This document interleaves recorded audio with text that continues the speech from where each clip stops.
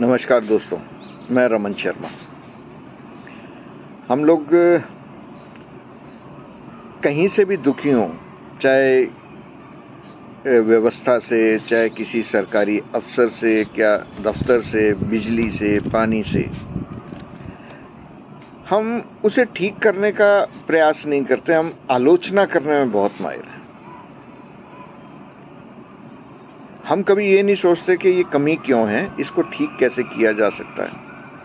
अगर हम इतना भर कर लें, जितना समय हम आलोचना करने में लगाते हैं, उतना समय अगर शिकायत करने में या उस समस्या का निदान करने में लगा दें, उपाय सोच लें, क्योंकि हम लोग सारे शिक्षित हैं और हम ये कर सकते हैं और भगवान ने हमें शिक्षा भी दी है, बुद्धि भी दी है और हम कर सकते हैं, लेकिन हम करना नहीं चाहते। हम ये चाहते हैं कि सरकार करे या सरकारी दफ्तर करे।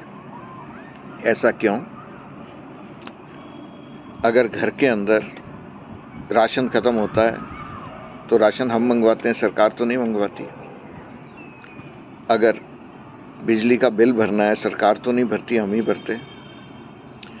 बिजली की तार खराब होती है तो हम बदलवाते हैं, सरकार तो नहीं बदलवाती। अगर बीमार होते हैं तो हम डॉक्टर के पास जाते हैं या डॉक्टर को बुलाते हैं, उसका इलाज करवाते हैं, सरकार तो नहीं हमारी बीमारी दूर करती। हमें एक काम करना होता है और वो भी हम सही ढंग से नहीं करते हैं। हमें जो अपने एमएलए, एमपी चुनने होते हैं, हम उनको सही तरीके से कभी चुनते ही नहीं हैं। हम कभी जाति के नाम पे, कभी क्षेत्र के नाम पे, कभी किसी पार्टी के नाम पे, कभी किसी नेता के कहने पे हम अपना वोट देते हैं, उसको जिताते हैं। हम कभी ये नहीं देखते कि उसका चरित्र कैसा है, उसकी योग्यता क्या है, वो हमारा प्रतिनिधित्व कर पाएगा कि नहीं कर पाएगा।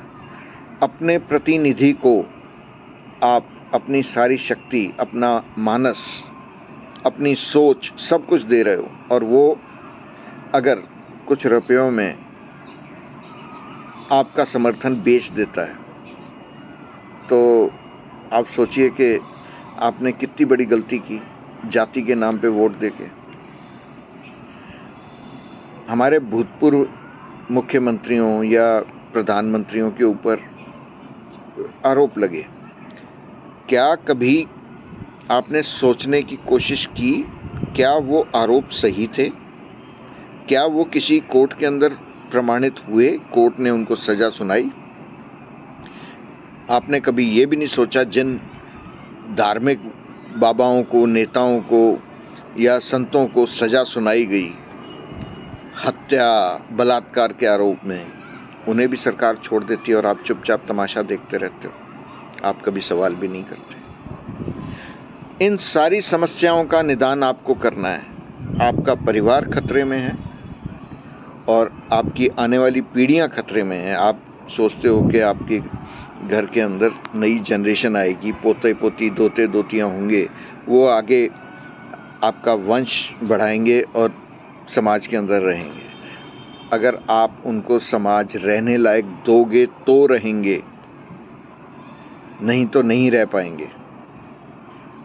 आज भी सोचिए, कोई भी चुनाव हो, नेता का चुनाव, अपने प्रतिनिधि का चुनाव सोच समझ के कीजिए। धर्म के नाम पे या क्षेत्र के नाम पे या जाति के नाम पे या किसी सड़े गले नेता के कहने पे वोट मत दीजिए। समस्या का निदान आपको खुद करना है। धन्यवाद।